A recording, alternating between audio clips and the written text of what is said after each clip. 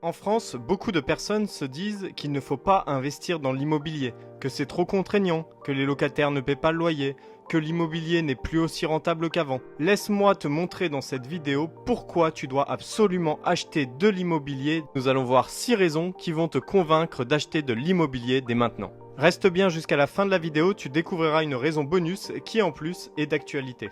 Avant toute chose, n'hésite pas à liker la vidéo, tu peux également la partager et pose-moi tes questions en commentaire, j'y répondrai avec plaisir. Je suis Nico de Gérer son patrimoine. Ici, je t'apprends à investir correctement et à construire ton patrimoine. Rentrons dans le vif du sujet et commençons par la raison numéro 1 qui va te montrer pourquoi tu dois acheter de l'immobilier dès maintenant. La première raison, c'est l'utilisation de l'effet de levier du crédit bancaire sur le long terme. L'intérêt de l'immobilier en France est la possibilité d'acheter à crédit. Tu devras ici faire jouer un maximum ce levier en mettant peu ou pas d'apport et emprunter sur une période plus ou moins longue. Bien sûr, cette période va dépendre de ton projet. Tu peux emprunter sur 15, 20, 25 ans. En commençant le plus tôt possible, tu auras remboursé tout ou partie ton crédit quand tu seras encore jeune. Cela te permet de générer des revenus complémentaires le plus tôt possible car tu n'auras plus de crédit ou tu pourras également revendre pour partir sur d'autres projets. En France, nous sommes sur des crédits à taux fixe, donc tes mensualités restent identiques, voire diminuent si tu le renégocies lorsque les taux baissent. La deuxième raison, c'est que les loyers remboursent ton crédit. En effet, lorsque l'on parle d'investissement locatif en immobilier, cela permet de te faire rembourser ton emprunt par ton locataire. Les loyers encaissés couvrent une partie ou la totalité de la mensualité. Tu épargnes sans t'en rendre compte, enfin ton locataire épargne pour toi. Et oui, il va payer une partie du capital tous les mois et donc rembourser ton bien petit à petit. À terme, tu te retrouves donc propriétaire d'un bien payé par quelqu'un d'autre. Là, je viens de te parler de l'investissement locatif, mais c'est un peu le même principe avec la résidence principale. En remboursant le crédit, il y a une partie d'intérêt, donc ici c'est de l'argent perdu car tu vas rémunérer la banque, et il y a une partie de remboursement de capital, donc ici tu vas payer ton bien. Sans t'en rendre compte, tu épargnes et tu investis dans l'immobilier tous les mois.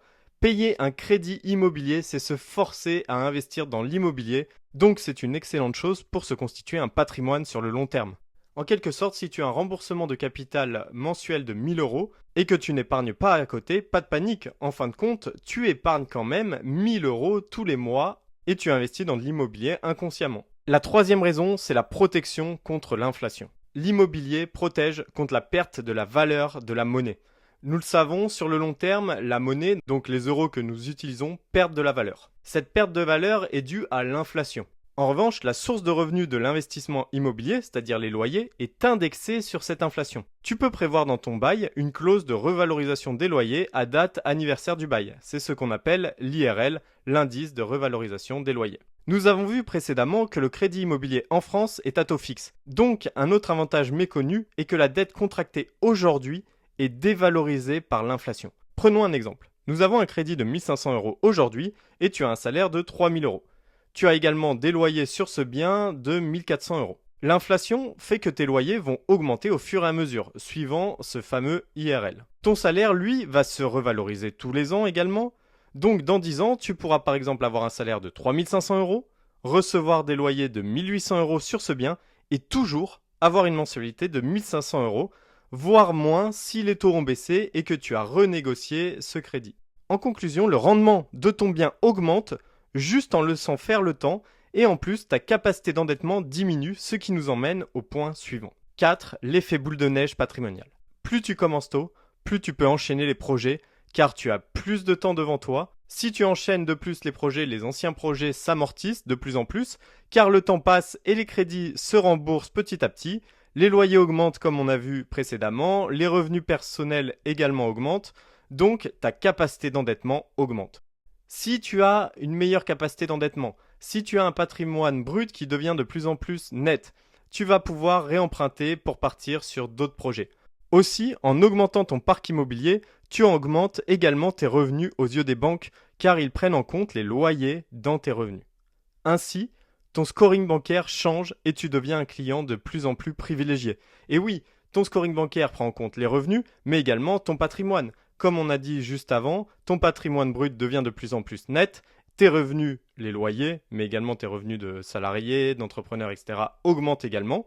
Donc ton scoring bancaire va également augmenter. Attention, le scoring bancaire ne se calcule pas uniquement sur la perception de revenus ou sur le patrimoine global. Donc si ton scoring bancaire change et s'améliore, ton dossier sera donc plus à même d'être mis en avant pour tes futurs projets et tu pourras bénéficier de taux plus avantageux. Tu te rends compte donc qu'au fur et à mesure, ton patrimoine augmente de manière exponentielle. Et nous passons maintenant à la 5e raison, l'immobilier est en quelque sorte une assurance vie.